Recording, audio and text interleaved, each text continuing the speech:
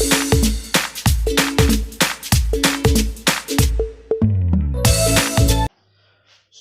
दोस्तों, success by edition YouTube channel में आपका स्वागत है। आज की क्लास में हम लोग देखेंगे व्यंजन ध्वनि।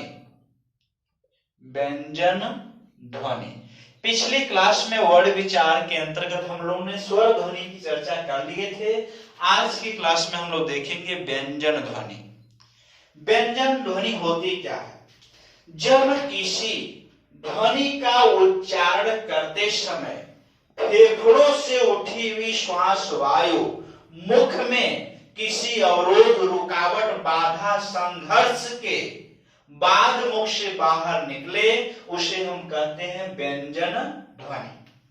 अर्थात जब किसी भी ध्वनि का उच्चारण करते समय जो है फेफड़ों से उठी हुई श्वास वायु मुख में अवरोध, रुकावट, बाधा, संघर्ष के बाद मुख से बाहर निकले, उसको हम कहते हैं व्यंजन ध्वनि। इस परिभाषा को हम थोड़ा छोटा करने का प्रयास करते हैं तो देखते हैं कि जब किसी जो है मुख में कोई भी ध्वनि उच्चारण करते समय मुख में बाधा, संघर्ष जो है अवरोध के बाद मुख से बाहर निकले, इसका मतलब कि जब कोई कार्य करते समय अवरोध हो रहा है, इसका मतलब किसी की सहायता की क्या है? जरूरत है, किसी की सहायता की आवश्यकता है। तो अर्थात हम कह सकते हैं कि सामान्यतः किसी स्वर की सहायता से बोली जाने वाली ध्वनियां व्यंजन ध्वनि कहलाती है। सामान्यतः किसी स्वर की सहायता से बोली जाने वाली ध्वनियां व्यंजन ध्वनि कहलाती है। ये जो है बिल्कुल शॉर्टकट डिफिनीशन है। अब आते हैं कि हिंदी वर्णमाला में कितने व्यंजन ध्वनि होती है। तो हिंदी वर्णमाला में कुल 33 व्यंजन ध्वनि होती है। कितनी? 33। हिंदी वर्णमाला में कुल 33 व्यंजन ध्वनियां होती हैं, जो मुख्यतः 3 प्रकार की होती हैं। मुख्यतः कितने प्रकार की? 3 प्रकार की। स्पर्शी व्यंजन, नेक्स्ट फर्स्ट लिखते हैं स्पर्शी व्यंजन। इनकी संख्या 25 होती है। कितनी होती है? 25। जैसे क वर्ग, क वर्ग में क, ख, ग, घ, ङ। च वर्ग, च, छ, ज, झ, ञ। ट वर्ग, ट, ठ, ड, ढ, और त वर्ग,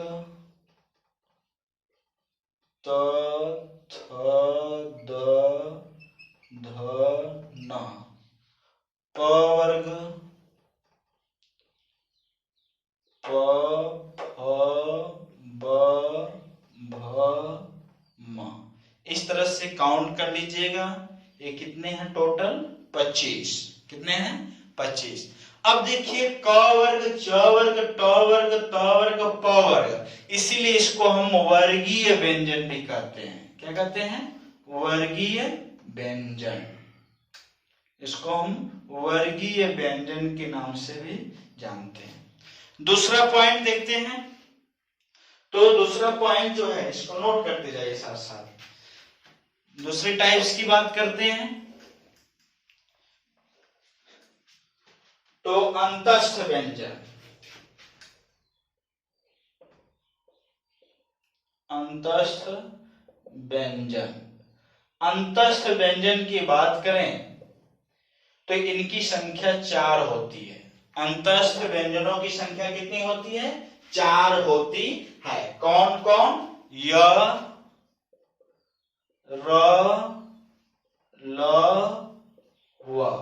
य, र, ल, व अंतस्थ व्यंजन। और एक होता है ऊष्म व्यंजन।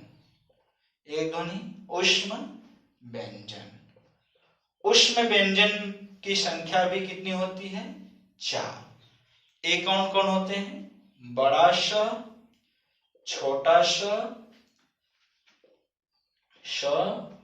ह, ठीक है, स स स ह, स स ह, ठीक है। इनकी संख्या भी कितनी होती है? 4 होती है। तो इस तरह से देखिए 4 ऊष्म व्यंजन, 4 अंतस्थ व्यंजन, कितने हो गए? 8, और 25 स्पर्शी व्यंजन या वर्गीय व्यंजन, कुल कितने हो गए? 33। तो व्यंजन ध्वनियों की संख्या कितनी होती है? 33, ठीक है ना। चलिए, और इसी प्रकार से एक होता है संयुक्त व्यंजन। कुछ लोग कह रहे हो, सोच रहे होंगे कि जो है संयुक्त व्यंजन 4 होते हैं तो कितना? 33 और 4 कितना हो गया? 37। ऐसा नहीं है, इसको अलग करते हैं। संयुक्त व्यंजन अलग होता है। देखिए क्या होता है, इसको देखते हैं। अभी अभी हम लोग ने देखा कि हिंदी वर्णमाला में व्यंजन वर्णों की संख्या कितनी है? 33। तो संयुक्त व्यंजन की रचना कैसे हुई, इसकी चर्चा करते हैं। उपर्युक्त जो 33 व्यंजन अभी हम लोग पढ़े, उपर्युक्त 33 व्यंजनों के में से कुछ व्यंजनों के आपस में मिल जाने से एक नए व्यंजन की रचना हो जाती है। उपर्युक्त 33 व्यंजनों में से कुछ व्यंजनों के आपस में मिल जाने से कुछ एक नए व्यंजन की रचना हो जाती है। उनको हम क्या कहते हैं? संयुक्त व्यंजन कहते हैं। उपर्युक्त जो 33 व्यंजन हम लोग पढ़े, स्पर्शी व्यंजन, अंतस्थ व्यंजन, ऊष्म व्यंजन, इन 33 व्यंजनों में से कुछ व्यंजनों के आपस में मिल जाने से एक नए व्यंजन की रचना हो जाती है। उसको हम कहते हैं क्या? संयुक्त व्यंजन। अब बात आती है कि संयुक्त व्यंजन कितने होते हैं? किसी को मिला के आपस में संयुक्त व्यंजन कर देंगे? नहीं। हिंदी मानक संस्था नई दिल्ली के द्वारा वर्तमान में, हिंदी मानक संस्था नई दिल्ली के द्वारा वर्तमान में कुल 4 संयुक्त व्यंजन है। कितने व्यंजन है? 4। वर्तमान में हिंदी मानक संस्था नई दिल्ली के द्वारा कुल 4 संयुक्त व्यंजन निर्धारित किए गए हैं। और कौन कौन है? स,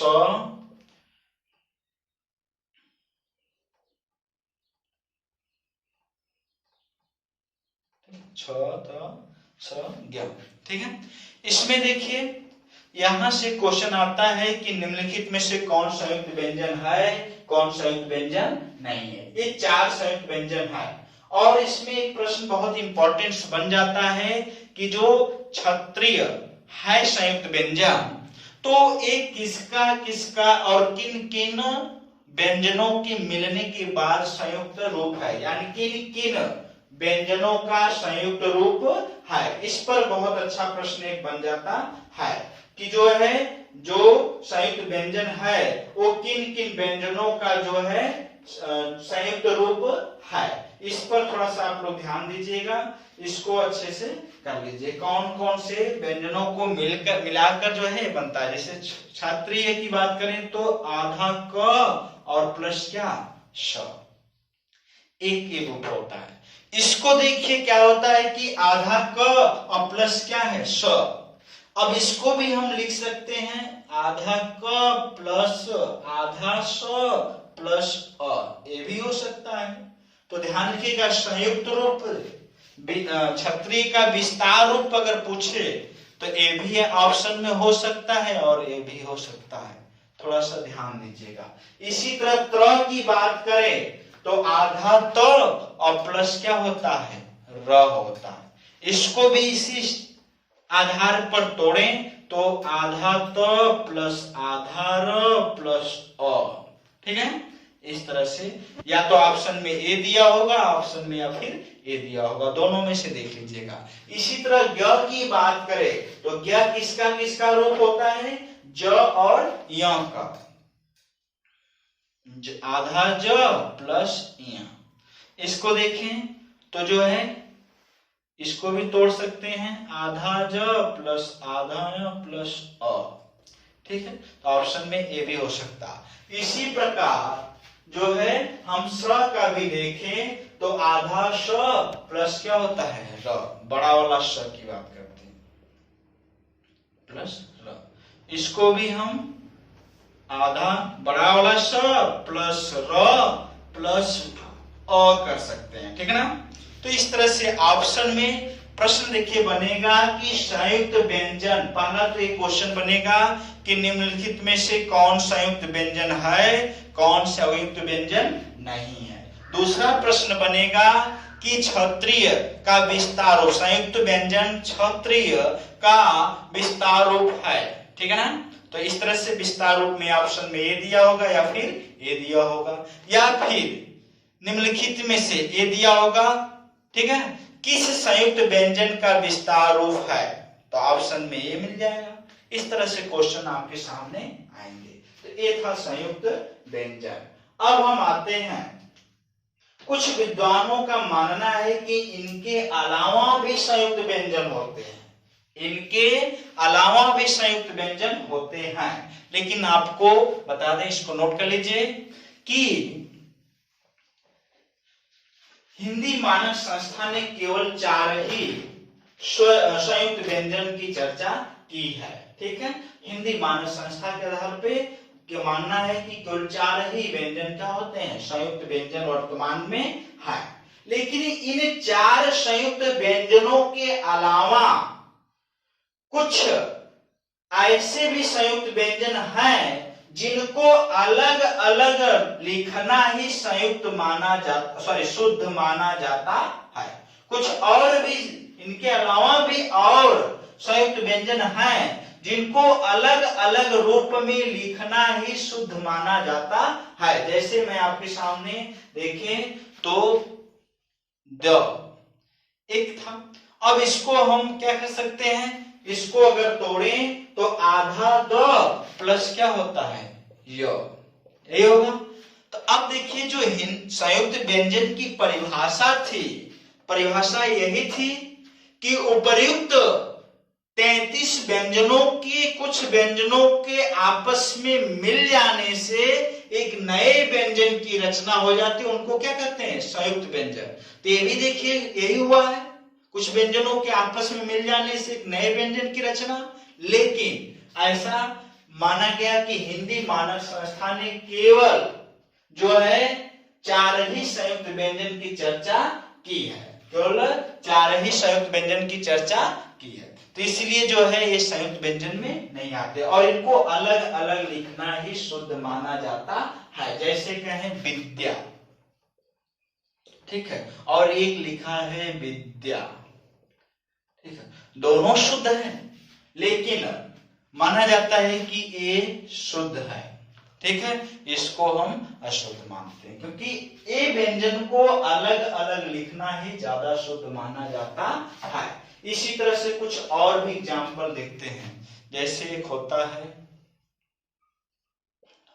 ठीक है, इसको पद्धति, इसका एग्जाम्पल देखते हैं, पद्धति, ठीक है, पद्धति। अब ये जो होता है आधा द और ध मिलकर बना होता है, ठीक है, इसका एग्जाम्पल एक इस आधार पे देखा जाए तो क्या है, पद्धति, और इसको तोड़ कर लिखें तो क्या हो जाएगा, प आधा द ध ति, ये भी होगा, दोनों है, लेकिन शुद्ध किसको माना जाता है, इसको, ठीक है। तो ध्यान रखिएगा, वर्तनी शुद्धि की भी बात हो सकती है इस तरह से जो है। इसी तरह एक होता है द्वंद, अब ये भी क्या होता है, आधा द प्लस क्या होता है, व, आधा द प्लस क्या होता है, व। अब इसको देखा जाए तो एक होता है द्वंद, क्या होता है, द्वंद, जिसको हम पढ़ते हैं द्वंद, तो ये भी लिखा हुआ आपके सामने मिल जाता है, ठीक है। और एक होता है आधा द व, ठीक है, फिर न, फिर आधा द व, ठीक, द्वंद्व, इस तरह से। तो इसको शुद्ध माना जाता है, इसको अशुद्ध, लेकिन दोनों सही है टेक्निकली, लेकिन थोड़ा सा ये अंतर था, इसलिए हम जानकारी के लिए आपको बता दिए। कुछ पुरानी किताबों में कुछ आप देखे भी होंगे द्वंद्व समास, तो देखे होंगे कुछ ऐसा लिखा हुआ मिलता है, ठीक है, तो यही है। कुछ विद्वानों को मानना है कि इन 4 संयुक्त व्यंजनों के अलावा भी कुछ संयुक्त व्यंजन और भी होते हैं, लेकिन इनको संयुक्त रूप में लिखने के बजाय अलग अलग लिखना ही शुद्ध माना जाता है। ठीक है, तो ये था आपका व्यंजन 3 टाइप्स के। उसके बाद हम लोग ने स्पर्शी व्यंजन देखा, हम लोग ने अंतस्थ व्यंजन देखा, उष्म व्यंजन और संयुक्त व्यंजन। संयुक्त व्यंजन को काफी हम लोग डिटेल से देखे। अब हम आते हैं व्यंजनों का वर्गीकरण। व्यंजनों का वर्गीकरण, ठीक है। व्यंजनों का वर्गीकरण। व्यंजनों के वर्गीकरण की बात करें तो व्यंजनों का वर्गीकरण कितने आधार पर किया जाता है? तो व्यंजनों का वर्गीकरण जो है 2 आधार पे किया जाता है। व्यंजनों का वर्गीकरण कितने आधार पे? 2 आधार पर। एक होता है कंपन उच्चारण स्थान के आधार पर, और दूसरा होता है प्रयत्न विधि के आधार पर। उच्चारण स्थान के आधार पर और सेकेंड जो है प्रयत्न विधि के आधार पर।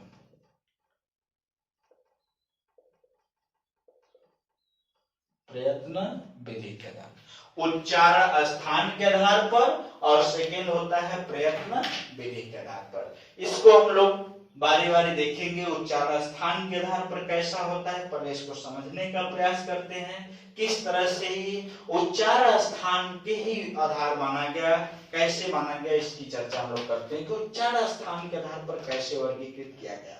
ठीक है, देखिए कि जब भी किसी वर्ड का हम उच्चारण करते हैं, जब भी हम किसी वर्ड का उच्चारण करते हैं तो हमारे मुख में बहुत सारे अंग हैं। जब हम किसी भी वर्ड का उच्चारण करते हैं तो हमारे मुख के किसी एक अंग में विशेष कंपन होने लगता है। जब भी हम किसी वर्ड का उच्चारण करते हैं तो हमारे मुख में किसी एक अंग पर विशेष कंपन होने लगता है। अतः यही जो कंपन वाला अंग है उसी को हम उच्चारण स्थान मान लेते हैं। बात समझ में आ रही है? जब हम किसी भी वर्ड का उच्चारण करते हैं तो हमारे मुख के किसी एक अंग में विशेष कंपन होने लगता है, विशेष कंपन होने लगता है। और वही अंग, वही विशेष कंपन वाला अंग जहां पे विशेष कंपन हो रहा है, वही अंग उस वर्ण का उच्चारण स्थान मान लिया जाता है। जैसे कुछ वर्ण आपके सामने ऐसे भी होंगे जिनका उच्चारण करते समय कंठ पर विशेष कंपन हो। हमारे मुख में कंठ वाले स्थान पर, अंग पर विशेष कंपन होगा तो उसका उच्चारण स्थान क्या मान लेंगे? कंठ। उसको हम बोलेंगे कंठ वर्ण।